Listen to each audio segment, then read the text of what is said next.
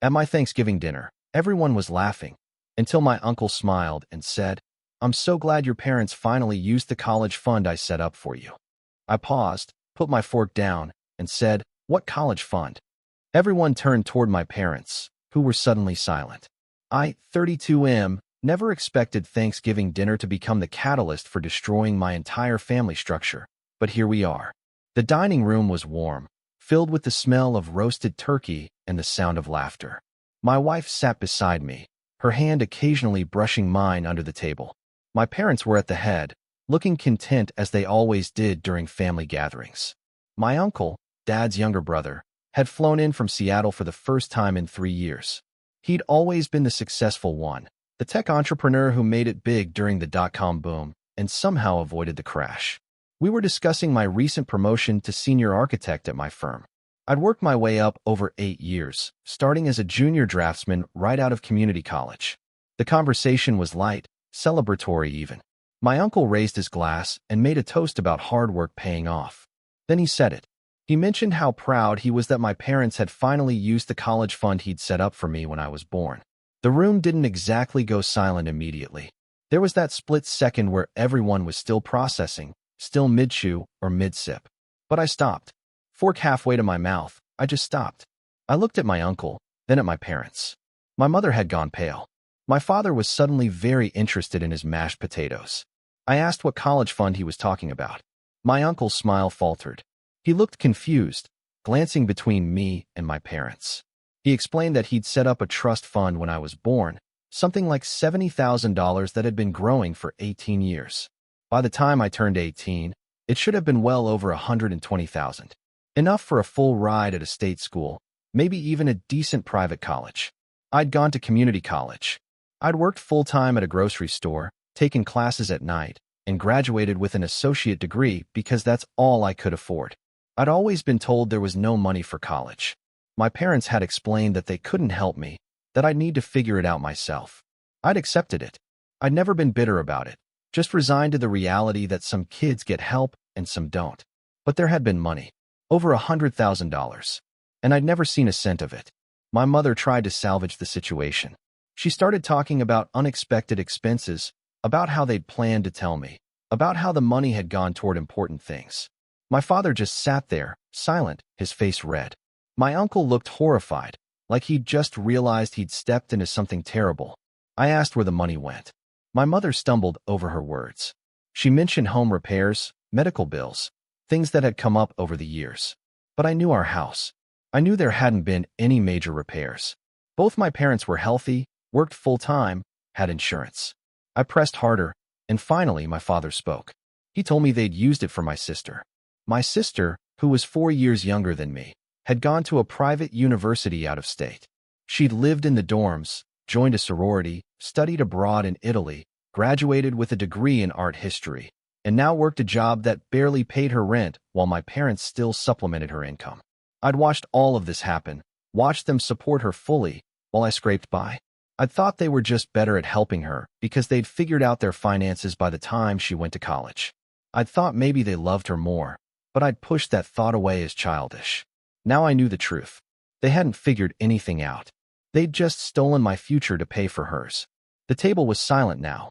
My wife's hand found mine and squeezed. My uncle was apologizing, saying he didn't know, saying he thought the money had gone to me as intended.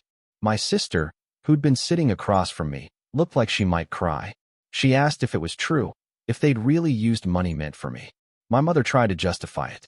She said I was always the independent one, the one who could figure things out. She said my sister needed more support, more guidance. She said they'd planned to pay me back someday, to make it right. My father said it had been a difficult decision, that they'd done what they thought was best for the family. I stood up. I told them I needed some air. My wife followed me outside to the porch, and I just stood there in the cold November evening, trying to process everything. 8 years. 8 years of working 60-hour weeks, of night classes, of exhaustion, of missing out on the traditional college experience everyone said was so important. 8 years of watching my sister get everything while I got nothing, and telling myself it was just how things were. My wife asked what I wanted to do. I told her I didn't know yet, but I knew I couldn't just sit back down at that table and pretend everything was fine. We went back inside. I told my parents we were leaving. My mother begged me to stay, to talk it through. My father said I was overreacting, that it was ancient history. I told them it wasn't ancient history to me. I just found out about it 5 minutes ago. I told my uncle I appreciated him telling me, even if it wasn't intentional. I told my sister this wasn't her fault, but she needed to know the truth about where her opportunities came from. Then we left. Update 1. The drive home was quiet. My wife didn't push me to talk, which I appreciated. When we got home, I opened my laptop and started digging. I wanted to know everything about this trust fund. My uncle had mentioned it was set up through a specific bank, so I started there. It took a few days and several phone calls, but I finally got access to the records. The trust had been established in my name when I was 3 months old. My uncle had deposited $50,000 initially, then added small amounts over the years. By the time I turned 18, the account had grown to $137,000. The beneficiary was listed as me, but my parents had been named as trustees until I turned 25. That was the loophole they'd used. As trustees, they had access to the funds for my benefit. Education, health, welfare. They'd withdrawn it in chunks over 4 years, coinciding exactly with my sister's college timeline. Tuition payments, room and board, study abroad fees. It was all documented. I felt sick looking at it. This wasn't some desperate decision made in a moment of crisis. This was calculated. They'd watched me struggle while they systematically drained an account meant for me to fund my sister's dream college experience. My wife asked what I wanted to do with the information. I told her I wanted them to pay it back. Every cent, with interest. She asked if I thought they would. I told her they would if they wanted to maintain any relationship with me. I called my uncle first. I thanked him for setting up the fund and apologized for the awkwardness at dinner. He was apologetic, said he'd had no idea they'd misused the money. He mentioned that he'd set up similar funds for his own kids and had assumed my parents would honor the intent. He offered to help me however he could. I told him I'd keep him updated. Then I drafted an email to my parents. I laid out everything I'd discovered. The account balance, the withdrawal dates, the amounts. I explained that they'd committed what was essentially theft, even if it was technically legal under the trustee arrangement. I told them I expected full repayment of $137,000 plus interest calculated at the average market return over the past 14 years, which brought the total to roughly $210,000. I gave them 2 options. They could agree to a repayment plan and we could work through this privately, or I could pursue legal action and make sure everyone in the family knew exactly what they'd done. I sent the email and waited. My mother called within an hour. She was crying, saying I was being cruel, that they didn't have that kind of money. She said they'd made a mistake, but they were still my parents. My father got on the line and was more defensive. He said the money was used for family purposes, that my sister was family too, that I was being selfish for not seeing the bigger picture. I asked him if he'd asked me before spending my money. He didn't answer. I told them they had 1 week to come back with a proposal for repayment, or I'd be moving forward with legal consultation. My sister called next. She was upset, said she didn't know the money had come from my fund. She offered to help pay it back, but I knew she barely made ends meet. I told her this wasn't her responsibility, but she needed to stop letting our parents support her financially if she knew it might be coming from questionable sources. She said she understood and that she was sorry. The week passed slowly. My parents tried calling several times, but I didn't answer.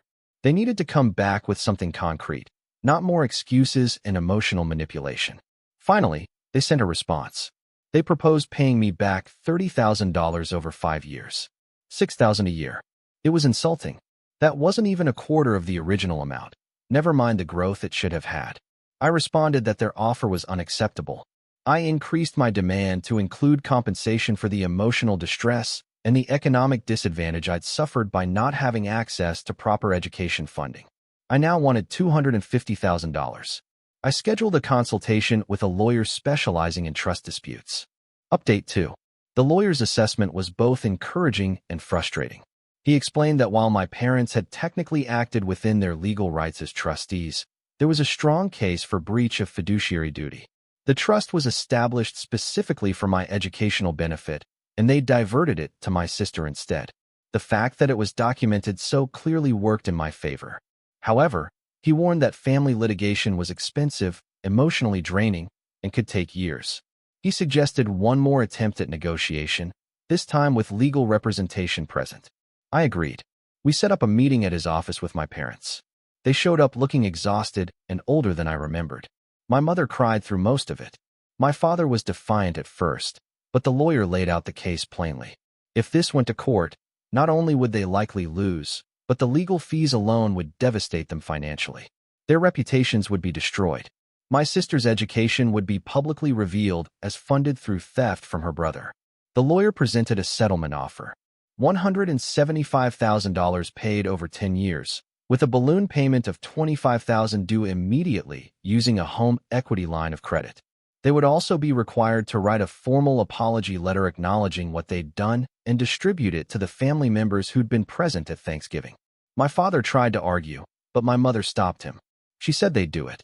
She said she couldn't lose her son over this, that they'd made a terrible mistake and would do whatever it took to make it right. My father eventually agreed, though he looked like every word was being dragged out of him.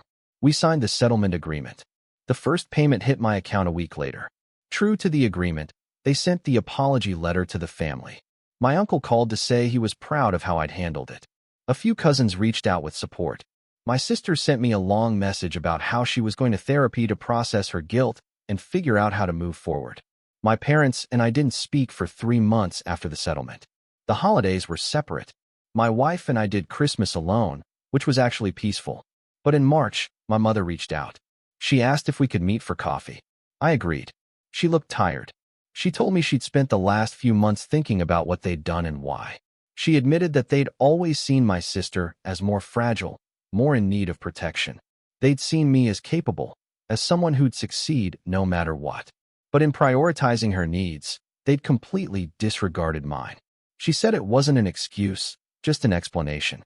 She said she hoped someday I might be able to forgive them, but she understood if I couldn't. I told her I appreciated the honesty, but forgiveness wasn't something I could offer yet. Maybe ever. The relationship we'd had before Thanksgiving was based on a lie. I believed they'd done their best for me within their limitations, but the truth was they'd actively chosen to disadvantage me for my sister's benefit. That broke something fundamental. She nodded and said she understood. We finished our coffee and went our separate ways. Update 3. It's been 7 months since Thanksgiving. The monthly payments continue to arrive like clockwork. My parents and I have a civil but distant relationship. We exchange texts occasionally, see each other at major family events, but the warmth is gone. My father still struggles to admit any real wrongdoing, though he goes through the motions of the repayment. My mother seems genuinely remorseful, but remorse doesn't undo 14 years of economic hardship. My sister and I talk more now than we did before. She's working through her own feelings about being the favored child and what that means. She insists on paying for dinners when we meet, her small way of contributing to making things right. I've told her repeatedly that this isn't her fault, but I understand her need to do something. The money is sitting in an investment account. My wife and I discussed what to do with it. We've decided to use it as a down payment on a house, something I could have done years ago if I'd had proper access to that education fund. The rest will go towards starting a college fund for the kids we're planning to have. I'm determined to never put my children in the position my parents put me and my sister in. My uncle has become a much bigger presence in my life. We talk regularly now, and he's expressed regret that he didn't check in on the fund's usage earlier. He's since restructured the trust funds for his own kids to prevent any trustee misuse. He's offered to contribute to my future children's education funds as well, which I've accepted gratefully. The betrayal still stings. There are moments when I'm hit with rage all over again, thinking about those years of exhaustion, of watching my peers have traditional college experiences while I worked overnight stocking shelves and attended classes half asleep. I think about who I might have been with access to better education, better opportunities, better rest. That version of myself is gone, and I can't get him back. But I've also found clarity. I know now that I don't owe my parents the relationship they want just because they're my parents. I know my worth isn't tied to their validation or their choices. I built my career despite them, not because of them, and there's power in that knowledge. My wife asked me recently if I regretted how everything unfolded, if I wished I'd just let it go. I told her no. Some people might think that tearing apart your family over money makes you the villain, but this was never really about the money. It was about respect, honesty, and the fundamental breach of trust between parents and child. They had a responsibility to me, and they violated it in the most calculated way possible. I don't know if we'll ever fully reconcile. Maybe time will soften things. Or maybe this is just the new reality.